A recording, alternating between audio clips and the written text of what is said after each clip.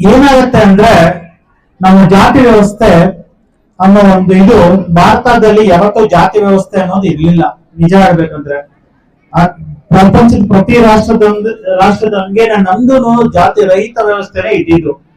ಏನಾಯ್ತಂದ್ರೆ ಒಂದು ಕುಲಕಸಬು ಮಕ್ಕಳಿಗೆ ಅವ್ರ ಮಕ್ಕಳಿಗೆ ಹೋಗ್ತಾ ಹೋಗ್ತಾ ಅದೊಂದು ಜಿಡ್ಡುಗಟ್ಟಿ, ಅಂದ್ರೆ ನಾವೇನ್ ಅನ್ಕೊಂಡಿದೀವಿ ಜಾತಿ ನಮ್ ರಕ್ತ ಅನ್ಕೊಂಡಿದೀವಿ. ರಕ್ತ ಅಲ್ಲ, ಅದು ಕೆಲಸ. ಆ ಕೆಲಸ ಒಂದು ಮನೆಗೆ ಅಥವಾ ಅವ್ರ ವಂಶ ಪಾರಂಪರ್ಯ ಬಂದಾಗ ಜಿಡ್ಡುಗಟ್ಬಿಟ್ಟು ಇವತ್ತು ನಾವೆಲ್ಲ ಜಾತಿ ಉಳಿಸ್ಕೊಂಡಿದೀವಿ. ಆ ಜಾತಿನ 3-4 ಜನ ಮಹಾನುಭಾವರು ಎಲ್ಲಾನು ಆ ಯುಗಕ್ಕೆ ಜಾತಿ ಅಲ್ಲ ಅಂತ ಹೇಳ್ಬಿಟ್ಟು, ಜಾತಿ ಅನ್ನೋದು ಇಲ್ಲ ಅಂತ ಹೇಳ್ಬಿಟ್ಟು ಹಾಕಿಂದ ಹಾಗೆ ಹೋರಾಟ ಮಾಡ್ಕೊಂಡು ಬಂದು ಕೊನೆಯದಾಗಿ ನಮ್ಮ BR ಅಂಬೇಡ್ಕರ್ ಸಾಹೇಬ್ರು ಇವತ್ತು ನಮ್ಗೆ ಒಂದು ಸಂವಿಧಾನ ಕೊಟ್ಟಿದ್ದಾರೆ. ನಾವೆಲ್ಲ ಈ ತರ ಜೊತೆ ಕೂತ್ಕೊಂಡು ಕಲಿತಾ ಇದೀವಿ. ಒನ್ಸ್ ಅಪಾನ್ ಎ ಟೈಮ್ ಸ್ವತಃ ಮಾನ್ಯ ಅಂಬೇಡ್ಕರ್ ಸಾಹೇಬ್ರು ಜೊತೆ ಕೂತ್ಕೊಂಡು ಕಲಿಲಿಲ್ಲ. ನಮ್ ಲಕ್ ಏನಂದ್ರೆ ನಾವು ಜೊತೆ ಕೂತ್ಕೊಂಡು ಕಲಿತಾ ಇದೀವಿ. ನಮ್ಗಿರೋ ಲಿಮಿಟೆಡ್ ಆಪರ್ಚುನಿಟಿನಲ್ಲಿ ನಾವು ಫೈಟ್ ಮಾಡ್ತಾ ಇದ್ದೀವಿ, ನಾವೇನೇನೋ ಆಗ್ತಾ ಇದೀವಿ.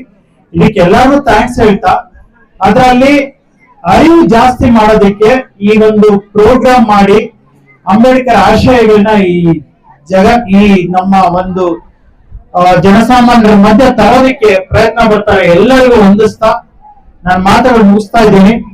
ಅಸ್ಪೃಶ್ಯತೆಯನ್ನ ನಿರ್ಮೂಲನೆ ಮಾಡುವ ಉದ್ದೇಶದಿಂದ ಇವತ್ತು ಸಮಾನತೆಯ ಸಹಭೋಜನದ ಕಾರ್ಯಕ್ರಮವನ್ನು ಸಹ ಹಮ್ಮಿಕೊಂಡು ಗ್ರಾಮರತ್ನ ಪ್ರಶಸ್ತಿಗೆ ಪಾತ್ರರಾಗಿದ್ದಾರೆ. ಅವ್ರಿಗೂ ಸಹ ಅಭಿನಂದನೆಯನ್ನ ಸಲ್ಲಿಸ್ತೇನೆ.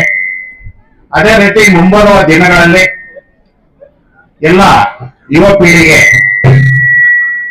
ಮುಖ್ಯವಾಗಿ ನಮ್ಮ ಭಾರತದ ಸಂವಿಧಾನದ ಹಕ್ಕುಗಳು ಏನಿದ್ದಾವೆ, ಶೈಕ್ಷಣಿಕವಾಗಿ ಇರ್ಬೋದು, ಸಮಾನತೆಗಾಗಿರ್ಬೋದು, ಸ್ವಾತಂತ್ರ್ಯದ ಹಕ್ಕುಗಳು ಏನಿದ್ದಾವೆ, ಪ್ರತಿಯೊಬ್ಬ ನಾಗರಿಕನಿಗೂ ಸಹ ನಾವು ಅರಿವು ಮೂಡಿಸುವುದರ ಮುಖಾಂತರ ಈ ಒಂದು ನಮ್ಮ ದೇಶದ ಅಭಿವೃದ್ಧಿಗೆ ಪಿಡುಗಾದಂತಹ ಅಸ್ಪೃಶ್ಯತೆಯನ್ನ ನಿರ್ಮೂಲನೆ ಮಾಡಬೇಕಾಗಿ ತಾವೆಲ್ಲರೂ ಸಹ ಈ ವರ್ಷದಲ್ಲಿ ಒಂದು ಪ್ರತಿಜ್ಞೆಯನ್ನ ತಗೊಂಡಿದ್ದೀರಿ. ಅದನ್ನ ತಾವೆಲ್ಲರೂ ನೆರವೇರಿಸಬೇಕು. ಅದರ ಜೊತೆಗೆ ಮುಖ್ಯವಾಗಿ ತಮ್ಮ ತಂದೆ ತಾಯಿಗಳಿಗೆ ಏನು ಒಂದು ಹೆಸರು ತರುವಂತಹ ಶೈಕ್ಷಣಿಕವಾಗಿ ತಮ್ಮ ಗುರಿಗಳನ್ನ ಈಗಲೇ ನಿಗದಿಪಡಿಸ್ಕೋಬೇಕು ತಾವೆಲ್ಲರೂ ಸಹ. ಅದರ ಜೊತೆಗೆ ಕ್ರೀಡಾಕೂಟದಲ್ಲಿರ್ಬೋದು, ತಮಗೆ ಆಸಕ್ತಿ ಇರುವ ಒಂದು ಕ್ಷೇತ್ರದಲ್ಲಿ ಏನು ಗುರಿ ಇದೆ ಅದನ್ನ ತಾವು ಇವತ್ತು ನಿಗದಿಪಡಿಸಿಕೊಂಡಾಗ ಮುಂಬರುವ ದಿನಗಳಲ್ಲಿ ಆ ಗುರಿಗಳನ್ನ ಮುಟ್ಟಕ್ಕೆ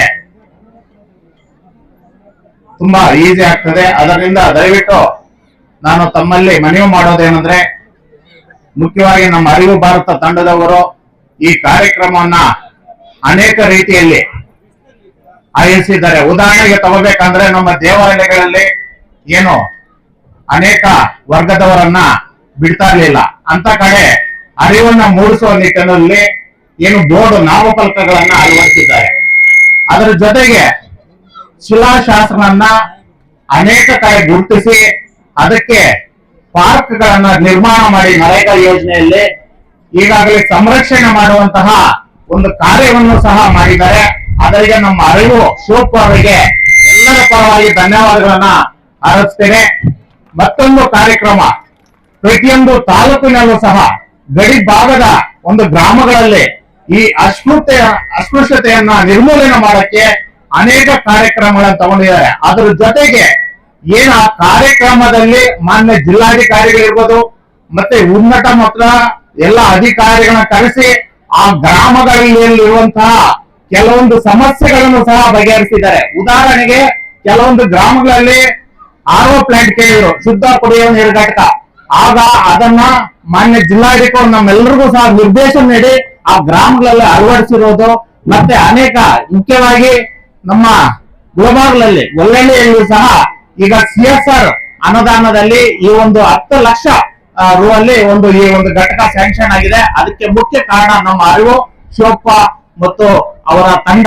ದಯಮಾಡಿ ಈ ಒಂದು 26ಕ್ಕೆ ತಾವೆಲ್ಲರೂ ಸಹ ಒಂದು ಚಾರ್ಟ್ ಅನ್ನ ತಮ್ಮ ಮನೆಯಲ್ಲಿ ಏನ್ ಕ್ಯಾಲೆಂಡರ್ ಇರುತ್ತೆ ಅಲ್ಲಿ ತಮ್ಮ ಗುರಿಗಳನ್ನ ನಿಗದಿಪಡಿಸ್ಕೋಬೇಕು.